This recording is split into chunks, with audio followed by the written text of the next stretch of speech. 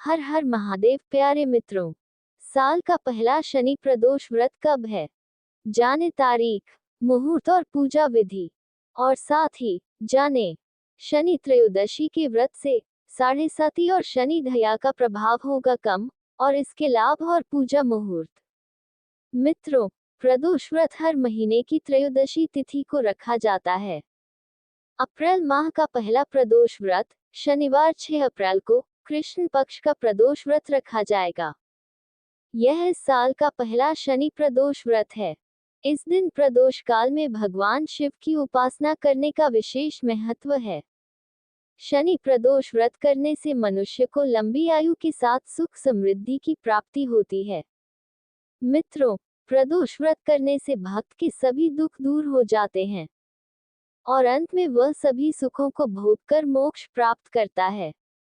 तथा इस दिन भगवान शिव के साथ साथ शनिदेव की कृपा भी प्राप्त होती है, क्योंकि ये दिन भगवान शंकर, माता पार्वती और भगवान शनि की पूजा के लिए समर्पित है।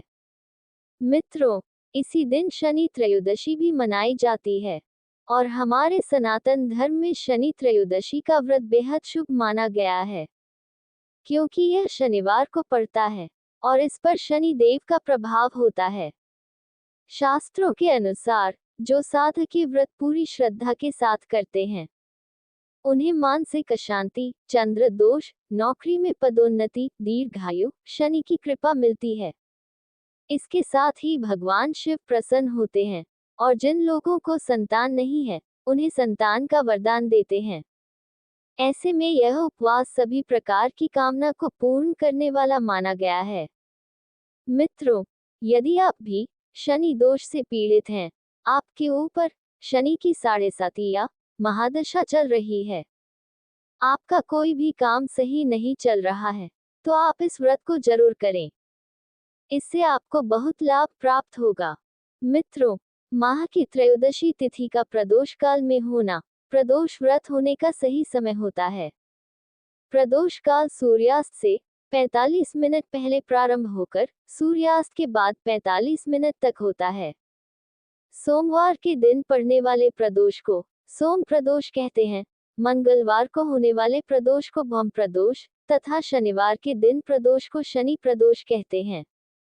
साथ ही प्रदोष व्रत एक ही देश के दो अलग अलग शहरों के लिए अलग अलग भी हो सकते हैं, क्योंकि प्रदोष व्रत सूर्यास्त के समय त्रयोदशी तिथि के प्रबल होने पर निर्भर करता है, तथा दो शहरों का सूर्यास्त का समय अलग अलग हो सकता है।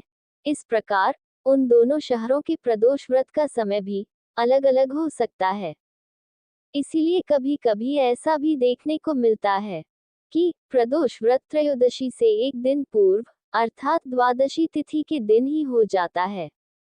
सूर्यास्त होने का समय सभी शहरों के लिए अलग अलग होता है, अतः प्रदोष व्रत करने से पूर्व अपने शहर का सूर्यास्त समय अवश्य जांच लें, चाहे फिर वो शहर एक ही देश में क्यों ना हो। मित्रों, प्रदोष व्रत चंद्र मास की शुक्ल एवं कृष्ण पक्ष की दोनों त्रयोदशी के दिन किया जाता है। इस बार शनि त्रयोदशी तिथि और पूजा का शुभ मुहूर्त इस प्रकार होगा। त्रयोदशी तिथि की शुरुआत 6 अप्रैल 2024 को 10:19 से होगी तथा त्रयोदशी तिथि का समापन 7 अप्रैल 2024 को 6:53 पर होगा। पूजा का समय 6 अप्रैल 2024 को शाम 6:02 से रात्रि 8:21 तक रहेगा। मित्रों, प्रदोष व्रत को रखने से 2 गायों को दान देने के समान पुण्य फल प्राप्त होता है। पुराणों के अनुसार एक दिन जब चारों ओर अधर्म की स्थिति होगी, अन्याय और अनाचार का एकाधिकार होगा, मनुष्य में स्वार्थ भाव अधिक होगा, व्यक्ति सत्कर्म करने के स्थान पर नीच कार्यों को अधिक करेगा, उस समय में जो व्यक्ति त्रयोदशी का व्रत रख शिव आराधना करेगा, उस पर शिव कृपा होगी। इस व्रत को रखने वाला व्यक्ति जन्म जन्मांतर के फेरों से निकलकर मोक्ष मार्ग पर आगे बढ़ता है, उसे उत्तम लोक की प्राप्ति होती है। मान्यता और श्रद्धा के अनुसार स्त्री पुरुष दोनों यह व्रत करते हैं। कहा जाता है कि इस व्रत से कई दोषों की मुक्ति तथा संकटों का निवारण होता है। यह व्रत साप्ताहिक महत्व भी रखता है। रविवार को पड़ने वाले प्रदोष व्रत को करके आयु वृद्धि तथा अच्छे स्वास्थ्य का लाभ प्राप्त होता है। सोमवार के दिन त्रयोदशी पड़ने पर किया जाने वाला व्रत आरोग्य प्रदान करता है और साथ ही यह व्रत करने से इंसान की सभी इच्छाओं की पूर्ति होती है। मंगलवार के दिन त्रयोदशी का प्रदोष व्रत हो तो उस दिन के व्रत को करने से रोगों से मुक्ति व स्वास्थ्य लाभ प्राप्त होता है। बुधवार के दिन प्रदोष व्रत हो तो उपासक की सभी कामनाओं की पूर्ति होती है।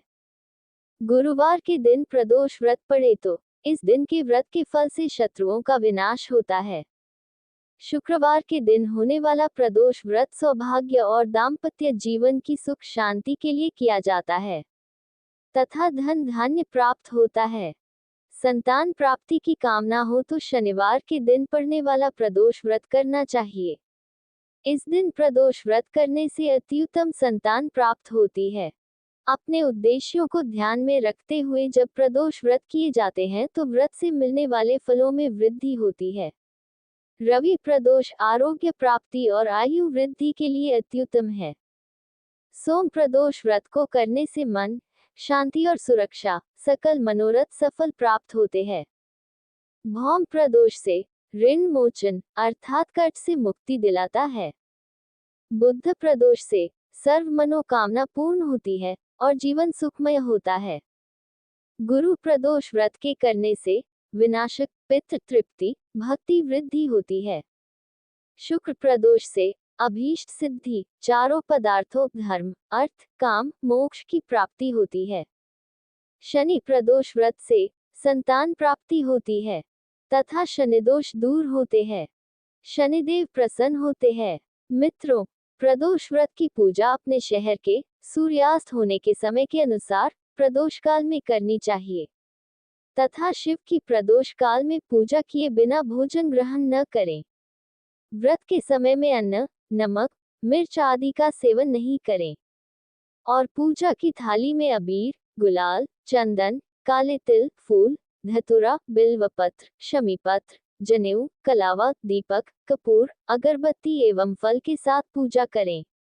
मित्रों, प्रदोष व्रत करने के लिए मनुष्य को त्रयोदशी के दिन प्रातः सूर्य उदय से पूर्व उठना चाहिए। नित्य कर्मों से निवृत्त होकर भगवान श्री भोलेनाथ का स्मरण करें। इस व्रत में आहार नहीं लिया जाता है। यह व्रत बिना अन्न के किया जाता है। पूरे दिन उपवास रखने के बाद सूर्यास्त से 1 घंटा पहले स्नान आदि कर श्वेत वस्त्र धारण किए जाते हैं। पूजन स्थल को गंगाजल या स्वच्छ जल से शुद्ध करने के बाद गाय के गोबर से लीपकर मंडप तैयार किया जाता है। अब इस मंडप में 5 रंगों का उपयोग करते हुए रंगोली बनाई जाती है।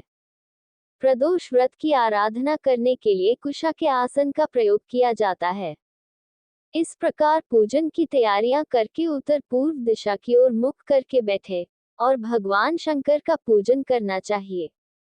पूजन में भगवान शिव के मंत्र ओम नमः शिवाय का जाप करते हुए शिव को जल चढ़ाना चाहिए। इस व्रत को 11 या फिर 26 त्रयोदशियों तक रखने के बाद व्रत का उद्यापन करना चाहिए। व्रत का उद्यापन त्रयोदशी तिथि पर ही करना चाहिए। उद्यापन से 1 दिन पूर्व श्री गणेश का पूजन किया जाता है।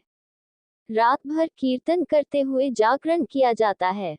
प्रातः जल्दी उठकर मंडप बनाकर मंडप को वस्त्रों और रंगोली से सजाकर तैयार किया जाता है।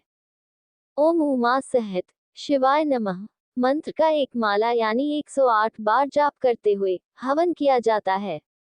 हवन में आहुति के लिए खीर का प्रयोग किया जाता है। हवन समाप्त होने के बाद भगवान भोलेनाथ की आरती की जाती है और शांति पाठ किया जाता है। अंत में 2 ब्राह्मणों को भोजन कराया जाता है और अपने सामर्थ्य अनुसार दान दक्षिणा देकर आशीर्वाद प्राप्त किया जाता है। तो प्यारे मित्रों, अगर आपको ये जानकारी अच्छी लगी हो तो इस वीडियो को लाइक करके चैनल को सब्सक्राइब जरूर करें। साथ ही कमेंट बॉक्स में हर हर महादेव और जय शनिदेव जरूर लिखें। धन्यवाद।